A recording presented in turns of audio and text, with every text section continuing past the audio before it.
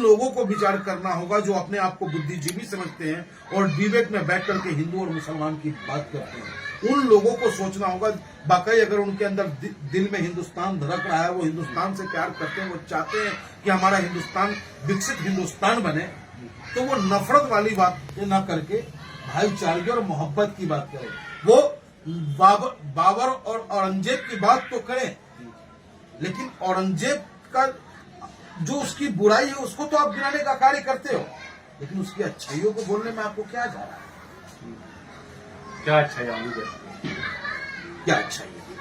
देखिए, सत्ता की हनक में हर कोई अपनी मर्जी का चलाता है। अगर औरंगजेब ने मंदिर को तोड़ा तो मस्जिद को भी तोड़ा, और वही औरंगजेब कई मंदिरों का निर्माण भी करा, तो उसको कहने में क्या सच नहीं बोला जाएगा? सच बोलोगे तो आप तारीफ करेंगे, कमेंट में आ जाएंगे डीएनए टेस्ट करा लीजिए। DNA I am Indian, DNA में इंडियन है, वो अपना चेक कराए जिसे शक होता हो। हम तो सच्चे और अच्छे हिंदुस्तानी हैं।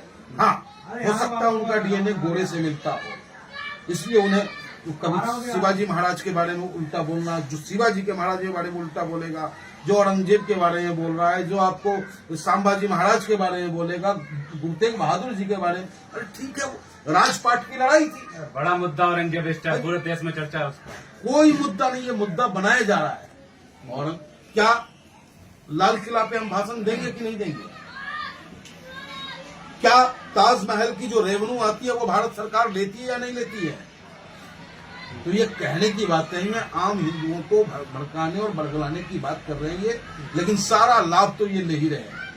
अगर हमें लड़ाई लड़ना है आज भी, तो कोहिनूर अगर कहीं है तो लंदन में रखा है, उस कोहिनूर को लाने की लड़ाई लड़े, तो उनके साथ हिंदुस्तान का हिंदू और मुसलमान साथ खड़ा नहीं होगा। लेकिन आपने भड़काने की बात की, तो भड़काने के बाद जो ये बयान आया सीओ चौधरी का, ये क्या भड़काने वाला बयान माना जा सकता है? क्योंकि अगर इसमें मुस्लिम अगर अपने पे ले ले तो वो जिद पा जाएगा कि मैं तो पढ़ूंगा ही पढ़ूंगा, वो जाए जो रोकना है। अगर हिंदू भाई जो होंगे, जो इनके समर्थन में आएंगे, वो कहेंगे अब तो हमें सीओ साहब की भी छूट मिलेगी, अब तो हम रंग लगाएंगे, तो इससे क्या माहौल सही रहेगा? ऐसा हो सकता है ना कुछ? अगर हमें ये लगता हो कि मेरा अपना बड़ा आदमी हमारे साथ खड़ा है, तो थोड़ा सा मनोबल बढ़ता है। लेकिन मैं कहना चाहूंगा आपके चैनल के माध्यम से कि और अधिकारियों ने भी अपील की है, उसको भी आप ध्यान देंगे। और अधिकारियों ने भी अपील की है, एक सीओ साहब का अपील ही मुख्यमंत्री साहब का अपील नहीं होता, समर्थन तो करते हैं ना मुख्यमंत्री। उन्होंने समर्थन किया क्योंकि उनके लहजे की बात थी। बताओ, एक मुख्यमंत्री के, ठीक है मामला न्यायालय में विचाराधीन है, लेकिन एक मुख्यमंत्री कहता हो कि अयोध्या हो गया, काशी हो गया, मथुरा में हम बैठे, हम मथुरा की बारी है। अरे वो न्यायालय निर्णय लेगा या आप निर्णय लोगे? तो इस तरीके की बातें सरकार को अच्छी लगती है, लेकिन हम आम हिंदुस्तानी को, अपने अधिकारी को उन बातों को भी ध्यान रखना है कि हम हिंदू मुसलमान, ये सौहार्द और प्यार मोहब्बत का त्योहार है, इसे हम उसी तरीके से मनाएं, किसी को कोई तकलीफ हमसे ना हो। अधिकारी ने यहाँ तक कहा है कि 1 घंटा तो आपका हो सकता है कि आप उत्पात मचा लो, 1 घंटा आपका हो सकता है कि आप माहौल खराब कर लो, लेकिन 1 घंटे के बाद बाकी समय हमारा होगा। धमकी नहीं, वो हिंदू हो या मुसलमान, ये शब्द दोनों के लिए है। ना कोई हिंदू नाजायज तरीके से किसी पे रंग डाले, ना ही माहौल को खराब करे, ना ही मुसलमान भाई किसी हिंदू को परेशान करे। लेकिन संविधान की शपथ, संविधान में जब पुलिस बनते हैं तो संविधान की शपथ लेते हैं, तो इसमें इस तरीके से क्या, उसमें तो संविधान में ये सिखा था अगर हम पुलिस वाले हैं सबको बराबर है, तो क्या सबको बराबर देख रहे हैं? जब आप सरकार की चाकरी कर रहे तो कैसे बराबर? क्या इसको आप किस नजरिए? मान लो औरंगजेब को तो आपने कह दिया कि तानाशाह है। औरंगजेब का सिपह सलार कौन था? मान सिंह, जय सिंह जैसे लोग थे। जो राजा कहता था उसके हुक्म का पालन होता था।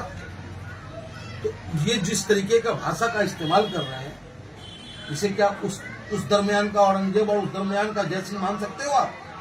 औरंगजेब कह देंगे उसका, कमाल कर रहे हो। यानी कि जब आप सत्ता की हनक में जुल्म करोगे, ये लोकतंत्र है ना। जब औरंगजेब था, जब संभाजी महाराज थे, शिवाजी महाराज थे, गुरु गोविंद सिंह महाराज जी थे, अशोक सम्राट था, तब संविधान नहीं था। तब तो जिसकी तलवार में जितना दम होता था उतना उसका राज चलता था। जो जितना बड़ा क्रूर, वो उतना बड़ा शासक। ये पहचान थी पहले की। लेकिन आज की पहचान है कि जो जितना ज्यादा जनता के बीच होगा, जो जनता की बात करेगा, जो जनता उसका हृदय अपने गले लगाएगा, वो राज करेगा। तो कल के और आज में फर्क है। तो हमें वर्तमान में जीना है, न कि इतिहास को ढाल बना करके वर्तमान को हम नर्क बना दें। तो आपकी तो बात कर रहे हैं, आप होली सही से मना सकें, आप पंडित है, ब्राह्मण हिंदू हैं, आपकी बात कर रहे हैं, तो आपको इतनी दिक्कत क्यों हो रही है? हमें दिक्कत नहीं है साहब, हम तो होली मनाते हैं, हम तो भक्त प्रहलाद को मानने वाले हैं, हम होलिका को जलाने वाले लोगों में से, हमें क्यों बुरा लगे? उत्पादियों को तो कहा उन्हें, जो उत्पाद बताएंगे उनको लिए टाइप करेंगे वो। उत्पातियों को ये कहें, लेकिन जाति विशेष को न। क्या मुसलमान होना उत्पाती है? क्या हिंदू होना सर्टिफिकेट है कि वो सहनशील है? क्या हिंदुओं में कट्टरता नहीं है? क्या मुसलमानों में कट्टरता नहीं है? जो कट्टर लोग हैं उसका हम भी विरोध करते हैं और शासन को भी उस पर नजर रखनी चाहिए। एमयू के सांसद का बयान आपने सुना, वो तो सीधे मारने की धमकी दे रहे हैं। वो तो ऊपर ही पहुंचाने की बात कर रहा भैया, वो गौतम ही है ना सांसद, वो तो ऊपर ही पहुंचाने की बात। अब ये कौन सी भाषा है भाई? क्या एक सांसदों की भाषा ऐसी हो सकती है? क्या आज फिर होली की जो परमिशन मिली किसने दिया? एमयू के प्रशासनिक विभाग ने दिया है ना कि आप होली मना सकते हो, और होली होता है।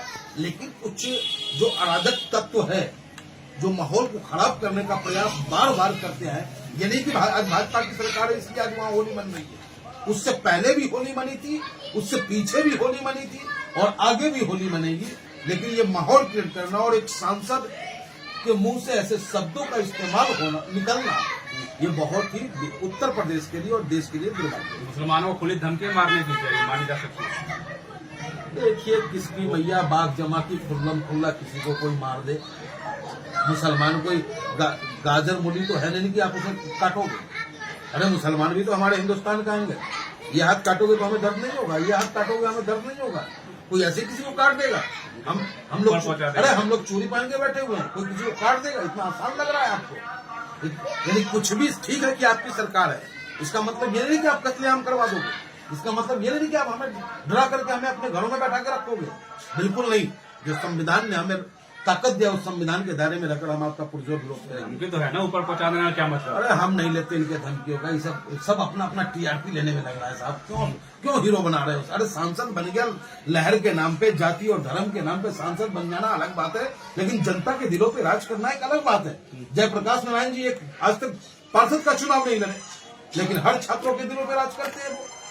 वो तो हिंदुओं के दिलों पर राज कर ही रहे हैं ना। ना, वो नफरतियों के दिलों पे राज करने के लिए इस तरीके का बयान देते हैं, और वो चाहते हैं कि हमारा भी नाम टी राजा जैसे नामों में शुमार हो जाए, इसलिए ऐसा बयान देते हैं। तो इस बयान का कोई मतलब नहीं है, कहीं ना कहीं इस बयान से माहौल खराब हो सकता है। कोई औचित्य नहीं है। हमारे अलीगढ़ मुस्लिम विश्वविद्यालय के युवा मुसलमान साथी, हमारे जो पढ़ने वाले स्टूडेंट है, बड़े बुद्धिजीवी हैं, वो जानते हैं कि ये जो लोग हैं ये सिर्फ माहौल को खराब करने वाले हैं, और वहाँ पढ़ने वाला हर बच्चा कोई वकील बनेगा, कोई बैरिस्टर बनेगा, कोई इंजीनियर बनेगा, देश को विकसित करने में अपना महत्वपूर्ण योगदान देगा। इनके बयानों पे ध्यान नहीं देगा। अपने लोगों का तो नुकसान कर रहे हैं। मान लो हिंदू बच्चा कोई इसके बयान सुन के और उत्साह में आ जाए, कुछ गड़बड़ कर सके, वो किसका रहा है नुकसान साहब? जब से ये सरकार आई है, सच पूछो आप तो हमारे देश के मुसलमान भाई के बच्चे तो मुख्य धारा से जुड़ने लगे। वो कहते हैं कि भैया दीनी किताब पढ़ो, भैया दुनियावी किताब पढ़ो, और अपने माँ बाप की सेवा करो। लेकिन अब हमारे जो बच्चे हैं वो फिल्मी दुनिया पढ़ो, इतिहास बदला जा रहा है। यानी जबकि फिल्म बनाने वाला भी कह रहा है कि ये काल्पनिक है, इस पे आप ना जाएं। हाँ, लेकिन कोचिंग में भी उसे फ्री में दिखाया जाता है कि आजा भैया ये देख, तो मेरा बच्चा का भविष्य कहाँ जा रहा है और उस मुसलमान का बच्चा का भविष्य कहाँ जा रहा है, आप खुद ही आकलन कर सकते हैं। स्कूलों एक लास्ट सवाल है, स्कूलों में एक तरह से एक बच्चों को पढ़ाया जाए, उस स्कूल को क्या कहें? जिस स्कूल में बच्चे नारे नहीं लगाते हैं, वो कहते हैं माता बनो, दुर्गा बनो, कभी न बनो बुढ़ावाली बनो, छोटे छोटे बच्चे इस तरह के। ये सब कट्टर मानसिकता की देन है। बच्चों का भविष्य कहाँ लेके जा रहे हैं स्कूल? ये सब कट्टर मानसिकता की देन है। ये कोई अफगानिस्तान नहीं है कि फरमान जारी होगा। यहाँ जिसे जैसे रहना है वैसे वो रहेगा, उसकी आजादी पे कोई रोक नहीं लगा सकता। कोई बुर्का पहनता है, बुर्का पहनेगी, हिजाब पहनती है, पहनेगी। वो हमारी बहन बेटी घूंघट रखती है तो वो रखेगी, उसे रोकने की ताकत किसी ने नहीं। चलिए, बहुत बहुत शुक्रिया आपका।